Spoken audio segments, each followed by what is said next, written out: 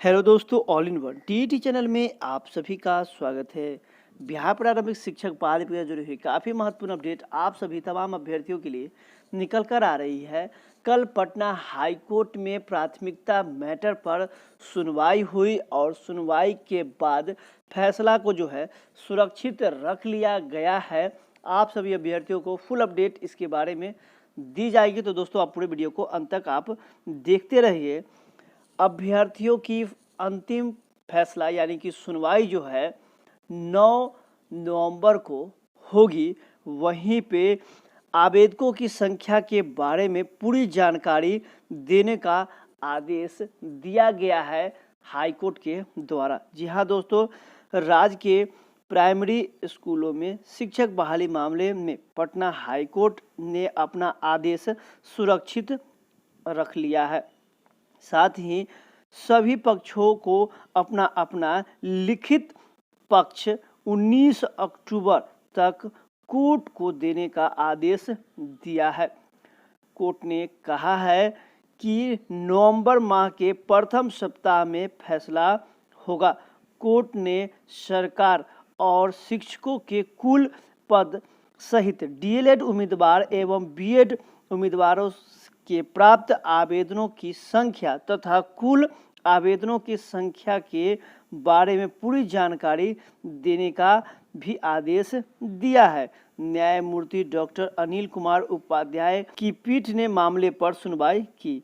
गौरतलब है कि राज्य सरकार के उस निर्णय को हाई कोर्ट में चुनौती दी गई है, जिसमें डीएलएड उम्मीदवारों को बहाली में प्राथमिकता देने का निर्णय लिया गया था।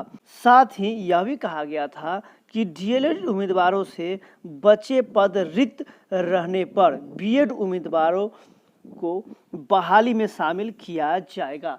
डीएलएड प्राथमिकता पर सुनवाई के बाद फैसला को जो है सुरक्षित रख लिया गया है। 9 नवंबर को जो है फैसला सुनाई जाएगी और 19 अक्टूबर को जो है सभी पक्षों के द्वारा लिखित रूप में इसको जो है सौंपना है। तो दोस्तों आप सभी देख सकते हैं कि एक बड़ी अपडेट आप सभी अभ्यर्थियों के लिए निकल कर आ रही है। अभ्यर्थी इंतजार कर रहे थे कि उनकी बहाली प्रक्रिया चुनाव से पहले संपन्न होगी, लेकिन अब बहाली प्रक्रिया जो है लंबे समय तक के लिए खिंचती हुई नजर आ रही है। ये काम जो है 10 दिन में भी हो सकता था, 20 दिन में भी हो सकता था फाइनल डिसीजन, लेकिन इसे लंबा खींचा गया है। यानी कि अब इलेक्शन के बाद आपकी बहाली होगी। वैसे अभ्यर्थी जो लोग आस लगा के बैठे हुए थे कि इलेक्शन से पहले आपकी बहाली होगी, लेकिन ऐसी कोई उम्मीद नज़र नहीं आ रही है। अब फैसला के बाद ही आपकी बहाली प्रक्रिया होगी। और जो अधिकारी ये बार बार कहते हैं कि आपकी बहाली प्रक्रिया ससमय संपन्न होगी, उनसे भी जरा आप पूछें कि बहाली प्रक्रिया कब ससमय संपन्न होगी। बार बार ये आदेश दिया जाता है, कहा जाता है, सांत्वना दिया जाता है कि आपकी बहाली ससमय होगी। और इसमें कहीं ना कहीं अभ्यर्थी भी जिम्मेवार है, जो बार बार न्यायालय का रुख अपनाते हैं। डीएलएड अभ्यर्थी जो है अपने भविष्य को लेकर चिंतित है। उनका कहना है कि हमने तो ट्रेनिंग प्राइमरी के लिए किया था, अगर ऐसी बात है तो हमें भी 12वीं तक के शिक्षक बनने का मौका दिया जाए। तो डीएलएड अभ्यर्थियों के भविष्य के साथ एनसीटी, केंद्र सरकार और राज्य सरकार तीनों खेल रही है। एनसीटी डीएलएड अभ्यर्थियों के अस्तित्व को बर्बाद करना चाह रही है, किसी के अस्तित्व को आबाद करना चाह रही है तो किसी को बर्बाद करना चाह रही है। ये कहाँ का न्याय है? ये न्याय तब डीएलएड अभ्यर्थियों को स्पष्ट दिखेगा जब उसके पक्ष में डिसीजन आएगी।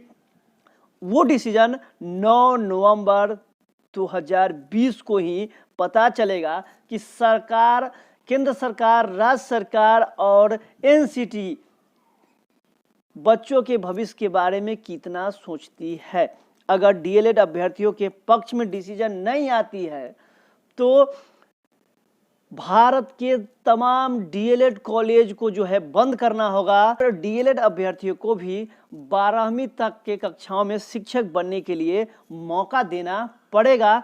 एनसीटी को, केंद्र सरकार को और राज्य सरकार को कटघरे में डीएलएड अभ्यर्थी घसीट कर लाएंगे। तो एक बड़ी अपडेट आप सभी अभ्यर्थियों के लिए निकल कर आ रही है। अब शिक्षक बहाली की उम्मीद रखने वाले अभ्यर्थियों के लिए एक बुरी खबर कही जा सकती है कि लंबी समय मिल चुकी है, इलेक्शन के बाद अभी होगी और बहाली अब क्या होगा, कैसे होगा, कब होगा, कैसे संपन्न होगा, अब ऊपर वाला ही जानता है, न्यायालय जानता है, सरकार जानती है। अब अभ्यर्थियों के पक्ष में कहीं कुछ नजर नहीं आ रही है कि बहाली ससमय पूरी होगी। तो एक बड़ी अपडेट निकल कर आ रही है।